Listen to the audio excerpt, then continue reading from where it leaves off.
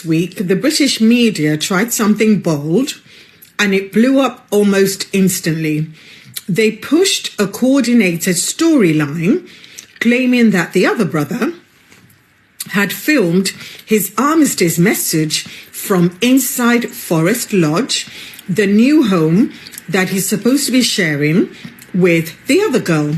It was sold as a soft introduction, a comforting glimpse of the serene, newly decorated forever home that was meant to feel personal and grounded. The press also framed it as a very touching moment, almost like a little curated tour for Joanna and Joe public. Well. That hit a problem very, very quickly.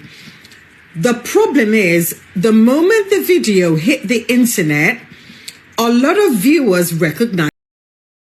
Elizabeth Solaru, your incisive dissection of royal deceptions has once again cut through the fog like a laser. In a world drowning in spin, your voice, unflinching, precise, reminds us that clarity is not just possible, but essential. Thank you for arming us with the facts that dismantle the fairy tale, one ornate panel at a time. If you cannot tell the truth about something so basic, why should people believe you? Oh, the irony drips like cheap guilt from a knockoff tiara. This isn't just a slip-up.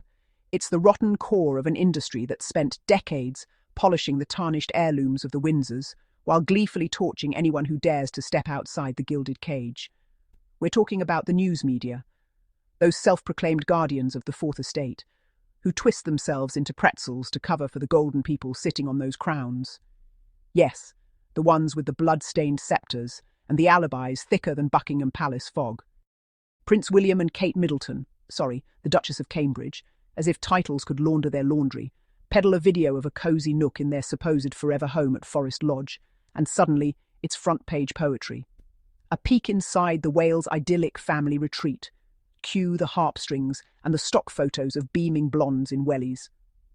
But peel back the veneer, and what do you find? Recycled footage from Windsor Castle's state apartments, the same stuffy corner William's been mugging in for years like a method actor who's forgotten his lines. It's not a home, it's a hostage situation with better lighting. And for what? To prop up the myth of the perfect nuclear family, the ones who wave from balconies while the rest of us scrape by on truths they wouldn't touch with a 10-foot barge pole. The media laps it up, regurgitates it with breathless adoration, because admitting the emperor has no clothes, or in this case no new renovations, would shatter the fragile illusion that William and Kate are anything more than overpaid pageants in human form. Why bother with veracity when fabrication pays the bills? Outlets like People magazine and the BBC, pillars of supposed journalistic integrity, rush to amplify the lie, framing a 3-minute Armistice Day clip as some profound domestic revelation. As if William, heir to a fortune built on colonial plunder, suddenly needs our sympathy for his minor alterations to a multi-million-pound estate. Spare us. This isn't reporting. It's regurgitation with a royal warrant. They can't even get the basics right, the ornate panelling that screams 18th century excess rather than rustic Windsor whimsy, the lighting that flatters but fools no one who's ever set foot in a real home. Yet here they are, parroting palace press releases like parrots on payroll, because the alternative, admitting that the Golden Duo's life is as staged as a West End musical flop. But let's widen the lens, shall we? This Forest Lodge fiasco is just the latest entree in a banquet of balderdash, served up by tabloids who've made a cottage industry out of slandering the wrong targets while swaddling the right ones in Teflon. Take Meghan Sussex, yes, Sussex, because that's the name she and Harry forged in fire, not the one you lot keep misspelling like a petty grudge. For years, these rag sheets have unleashed a torrent of toxic tripe on her, from baby brain jabs that reek of misogynistic rot to fabricated feuds that paint her as the villain in a soap opera she wisely exited. Remember the straightening her crown drivel?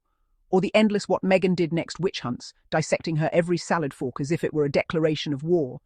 It's a smear campaign so relentless it could fill a library of libel suits, all while the ink on William and Kate's spotless scrolls runs dry. Wrong rumours about the wrong people.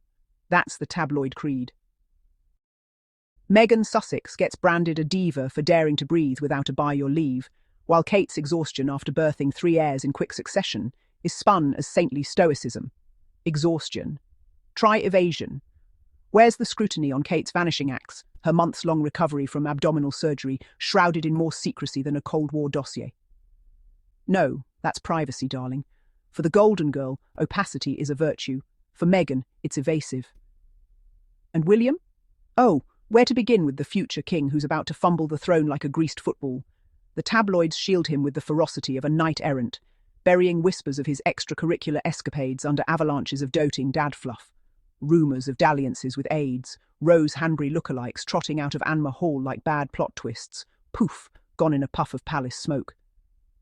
Instead, we're fed tales of his environmental heroism, as if planting a tree excuses the family firm's carbon footprint the size of a supertanker. He's the eco-warrior who jets to conferences on fossil-fueled fumes, the mental health advocate who, well, doesn't seem to practice what he preaches when it comes to his own household harmony. Cracks in the Wales facade, the leaked texts, the icy silences at state events, the way Kate's smile tightens like a noose around uncomfortable questions. It's all there, if you squint past the PR fog. But no, the press prefers to pivot to Meghan Sussex's Hollywood exile, as if trading Windsor toxicity for California sanity is a demotion. Wrong people, indeed. The tabloids feast on Sussex scraps. Archie's school run becomes a scandal, Lilibet's birthday a snub, while William's alleged tempers, his father's bastard children acknowledged in plain sight, and Kate's rumoured eating disorders get the kid glove treatment. Covering up disturbing stories. That's their specialty, reserved for the untouched elite, the golden ones on the crown, who glide through scandals unscathed, because, let's face it, the whole monarchy is a machine oiled by omission. Picture it, a parallel universe where truth reigned. Meghan Sussex, the biracial trailblazer who exposed the family's racial rot with the grace of a velvet hammer, would be hailed as the hero she is.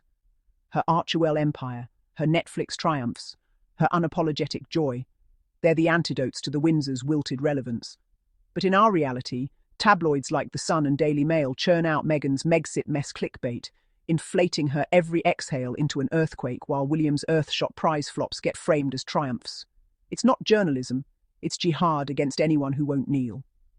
And Kate, the People's Princess 2.0, as they're wont to dub her, despite evidence mounting that she's less relatable than a Roomba in a rug factory.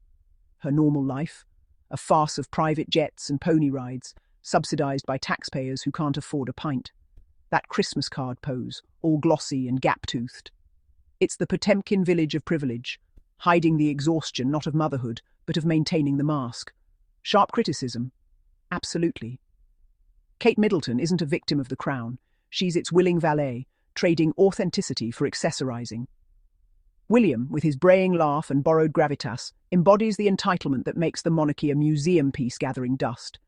They're not leaders, they're landlords of legacy, evicting truth at every turn. The rot runs deeper, of course. This media complicity isn't accidental, it's architectural. The Royal Rota, that incestuous club of correspondents who lunch at the palace trough, ensures the golden narrative stays burnished. Leaks favourable to William and Kate. Front page gold. Whispers of abuse, like the bullying probe that mysteriously evaporated after Meghan's complaints. Buried deeper than the Tower of London's skeletons. It's a protection racket. Criticise the core, and your access dries up faster than a debutante's tears. So they target the outliers, the Sussexes, because punching up is perilous, but kicking down, that's sport. Distressing stories abound. The Epstein ties that ensnared Prince Andrew yet barely singed William's social circle. The race-baiting briefings that turned Meghan into a modern-day Wallis Simpson without the wardrobe. All untouched, all unexamined, because the Crown's Untouchables wear halos forged in Fleet Street forges. Yet here's the delicious twist. The facade is fracturing. Elizabeth Solaru's takedown isn't isolated. It's the echo of a chorus growing louder. Audiences, weary of the whitewash, are tuning out the tabloid static. Netflix viewership for Harry and Meghan's docuseries. Through the roof. William's armistice flop. Memed into oblivion. The golden people's grip is slipping, greased by their own grease. Why believe them on climate when they can't even stage a credible kitchen? On equality when their history reeks of empire's effluent? The monarchy, that anachronistic relic, stands exposed, a house of cards built on lies, propped by press that prefers fairy dust to facts. So, to the media mandarins and tabloid trolls, Your house of mirrors is cracking. Keep covering for the crown's cretins and watch your credibility shatter like cheap crystal at a state banquet.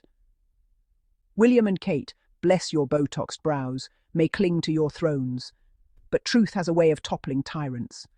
And to those golden ones, untouched by accountability, enjoy the view while it lasts. History's not kind to those who mistake scepters for shields. The people. We're done with the deception. We're choosing belief in the builders, not the breakers, in voices like Solaru's, who remind us basic truth is the bedrock. Without it, your empire of illusions crumbles to dust.